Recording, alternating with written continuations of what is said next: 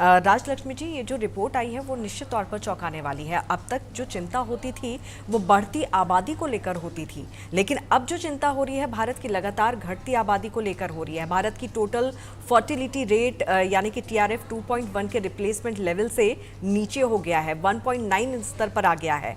लेकिन सवाल ये है कि इसे अच्छी खबर के तौर पर देखा जाए या ये आने वाले समय के लिए खतरे की घंटी है।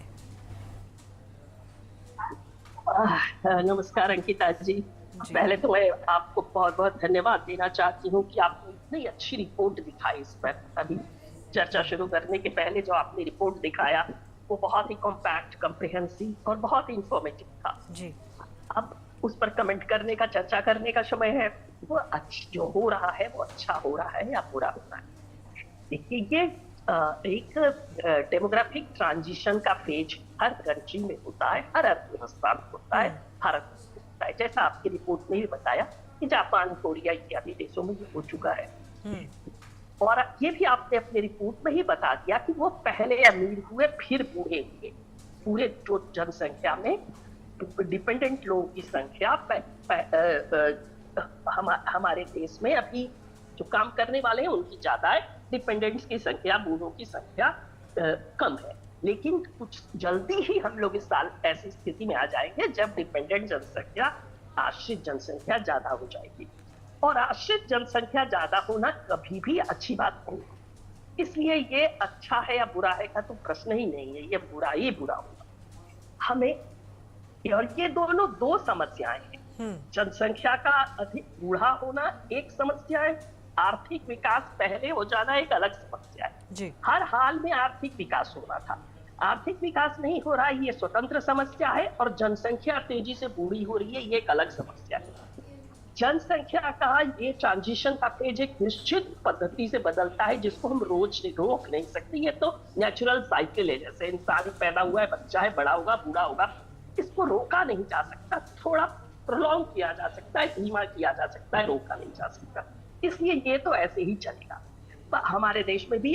और ये किसी भी देश में 40 से 50 साल से ज्यादा तक डेमोग्राफिक डिविडेंड, जो डेमोग्राफिक डिविडेंड होता है, यानी जो कार्यकारी जनसंख्या है, काम करने वाली जनसंख्या है, वो आश्रित जनसंख्या से अधिक रहे, ये 40 से 50 साल से ज्यादा तक नहीं रह सकता।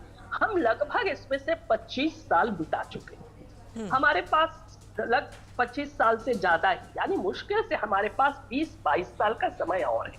20-22 साल में अगर हम अमीर हो जाते, यानी अधिक आय वर्ग के वाले देशों की श्रेणी में आ जाते हैं, तो हमारी स्थिति अच्छी हो जाएगी। वरना हम दोहरे संकट में फंस रहे। पहली तो कि हमारा आर्थिक विकास हुआ नहीं, हम अमीर देशों की श्रेणी में आए ही नहीं, हम निम्न आय वर्ग में ही रह जाएंगे। और दूसरी समस्या यह है कि हमारी जो आश्रित जनसंख्या की समस्या अधिक हो जाएगी। उस आश्रित जनसंख्या के पास अपने आप को अपनी देखभाल करने के लिए कोई संसाधन नहीं। उनके पास अपनी पेंशन नहीं होगी, अपनी बचत नहीं होगी, क्योंकि अभी वो आश्रित जनसंख्या, चूंकि हमारे देश में गरीब ज्यादा है, निर्भर ज्यादा है, तो वो सब ज्यादातर लोग तो सरकारी से सहायता पर ही चल रहे हैं। वो रिटायरमेंट के बाद जो वो जनसंख्या जो जब वो कार्यबल में है, काम करने की स्थिति में है, उस आयु में भी उसको सरकारी सहायता की आवश्यकता पड़ती है।